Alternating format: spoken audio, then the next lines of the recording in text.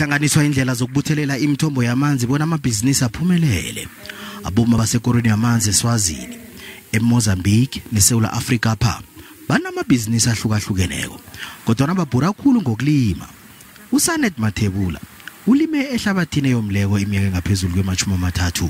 Kuyendeka ngisho kunema Swedish.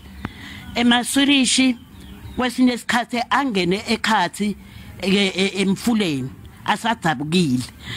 Lama Swedish sike sangahlala sangalimi. Uma lo uthi iminyaka leyo ke nje usekelwa zinhlangano ezingalawulwa mbuso. Bujabulela kakhulu kuba nami lomhlangano ngoba tikhona into letiningi lesitholile ukuthi kusetshenzwa njani ngalamandi. Lo mhlangano wesithathu osingethwe Ihlangano, Inkomati, Usuthu Catchment Management Agency. Ihlangano leyisekela abomma banamabhizinisi okulima emazweni amathathu. Abalimi abaqalene neentshijilo zamanzi asilaphazelekileko, ukuchuguluka kobujamo bezulu kunye nokutlhayelelwa zimali.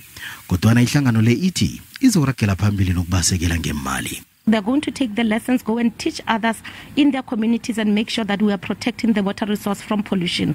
They are going to be able to teach their children in terms of how to better manage waste and be able to do that. They are going to talk to issues of subsistence farming, how to make the most out of the little bit of water that they have. Ukuthola amanzi kusitshijilo esikhulu kubalimi abaningi eMpumalanga. Kuqalwe bona umhlangano lo uvele nensombululo zokuqeda isitshijilo esi.